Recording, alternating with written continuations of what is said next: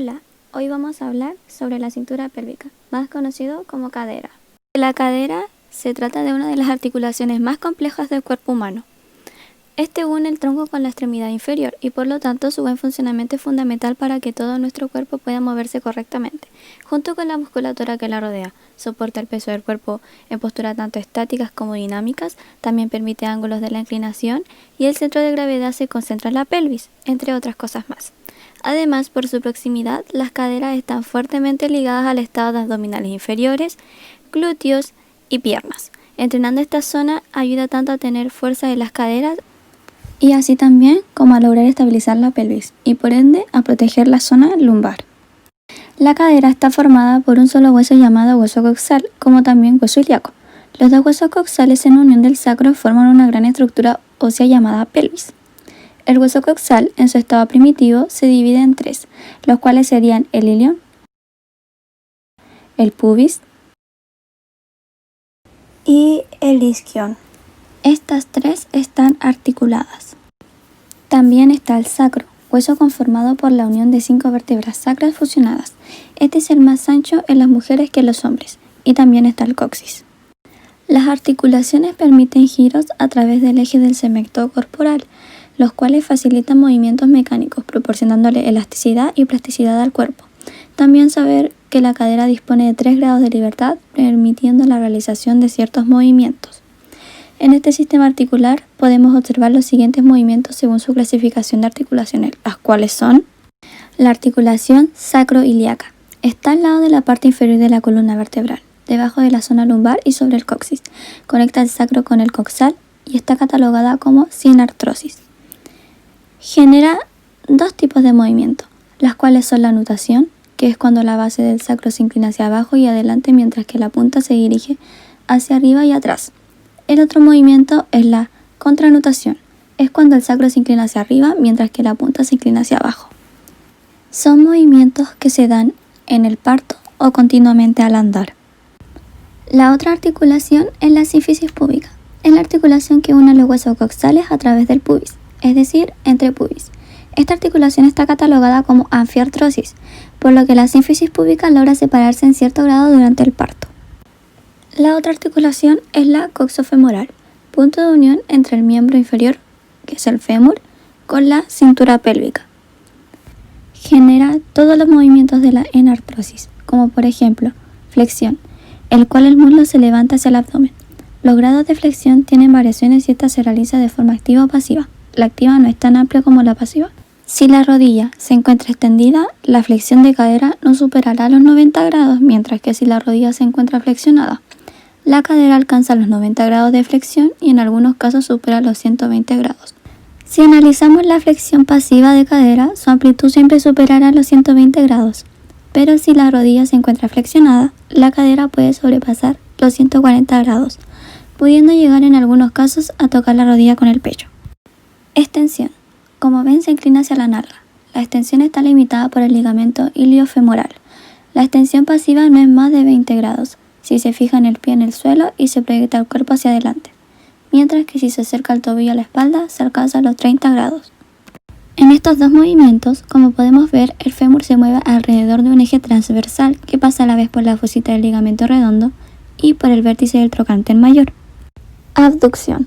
El muslo se aparta de la línea media, de lo cual se deduce que la amplitud máxima de la abducción de una cadera es de 45 grados. Aducción. Como ven en el movimiento se acerca a la línea media. No existe aducción de la cadera pura. La amplitud máxima de aducción es de 30 grados, si se combina con movimientos de flexión y extensión de cadera. En estos movimientos el fémur gira alrededor de un eje anteroposterior que pasa por el centro de la cabeza del fémur. Circunducción. Es la combinación de movimientos abducción, aducción y extensión alrededor de los tres ejes. Cuando la circunducción alcanza su máxima amplitud, el eje del fémur describe en el espacio un cono en el vértice. Resulta ser el centro de la articulación coxofemoral. Se llama el cono de circunducción. Rotación. Este movimiento puede ser hacia interna o externa. La rotación externa es el movimiento que dirige la punta del pie hacia afuera. Los grados máximos de amplitud serán de 60 grados, mientras que la rotación interna dirige la punta del pie hacia adentro, que son entre los 30 y 40 grados. En estos movimientos el fémur gira alrededor del eje vertical que pasa también por el centro de la cabeza. Músculo glúteo mayor. Su origen viene del sacro, cara dorsal y lateral, ilion, cara posterior y fascia toracolumbar y ligamento sacrotuberoso. Este se inserta en el labio externo de la cresta ilíaca, en la línea curva posterior del huevo coxal, en el ligamento sacroiliaco posterior, la cresta del sacro y del coxis, en el ligamento sacroisquiático mayor y en la cresta del glúteo mayor. Su función es enderezar la pelvis, papel que desempeña en la gestación bípeda, que es estar de pie, y en el acto cuando uno se para después de estar sentado o agachado. Extiende y rota la cadera hacia afuera y ayuda a los movimientos de aducción y aducción. Glúteo medio. Su origen viene desde la superficie externa del hueso ilíaco entre las líneas glúteas anterior y posterior y se inserta de forma superior en el labio lateral de la cresta ilíaca, espina ilíaca anterosuperior y cara glútea coxal, e inferiormente en la cara lateral del trocánter mayor. Su función se ve cuando abduce la cadera y también es rotador del muslo hacia adentro, endereza y estabiliza la pelvis y también rota lateralmente el fémur. Glúteo menor. Su origen es de la superficie externa del hueso ilíaco entre las líneas glúteas anterior e inferior. Está por debajo del origen del glúteo medio. Se inserta en la porción anterior de la cresta ilíaca y fosa ilíaca externa y por la parte inferior se inserta por el borde superior e interior del trocánter mayor. Su función es la misma que la del glúteo mediano, es decir, son autores de cadera, rota el muslo hacia adentro y rota abduce lateralmente el fémur. También endereza y estabiliza la pelvis.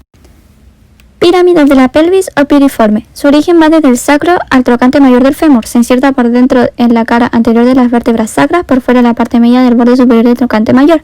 Su función es facilitar el fémur la rotación hacia afuera, externa, extensión y abducción de la articulación de la cadera. Gemelos inferior y superior. El origen del gemelo inferior viene en la tuberosidad isquiática y el gemelo superior de la espina ciática. Su inserción son las mismas que las de su origen. Por fuera se insertan por un tendón común con el obturador interno por el trocánter mayor.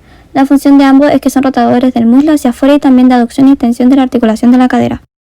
Obturador interno. Su origen viene de la cara interna de la membrana obturatriz y el límite del agujero obturador. Se inserta por la cara interna de la membrana obturatriz y en gran parte del agujero obturador. Desde esos puntos van a insertarse en la cara interna del trocánter mayor. Su función es ser rotador del muslo hacia afuera, también la aducción y extensión de la articulación de la cadera. Obturador externo. Su origen viene desde la cara externa de la membrana obturatriz y se inserta desde el mismo origen y en la cavidad digital del trocánter mayor. Su función es rotar el muslo hacia afuera, articulación de la cadera, aducción y rotación externa y estabilizar la pelvis en plano sagital. Cuadrado femoral. Su origen es en la tuberosidad isquiática y se inserta por el mismo borde del origen y por otra parte en la cresta interotrocanteria del fémur. Su función es ser rotador del muslo hacia afuera, externa y aducción de la articulación de la cadera. Tensor de la fascia lata. Su origen viene de la parte anterior de la cresta y espina ilíaca anterosuperior. Se inserta desde el hueso coxal hacia el tracto iliotibial de la fascia lata y llega hasta la tibia. Su función es el aductor rotador medial del muslo, equilibra el cuerpo en la posición del pie con la pelvis inclinada, también rota medialmente el fémur y cubre el glúteo medio.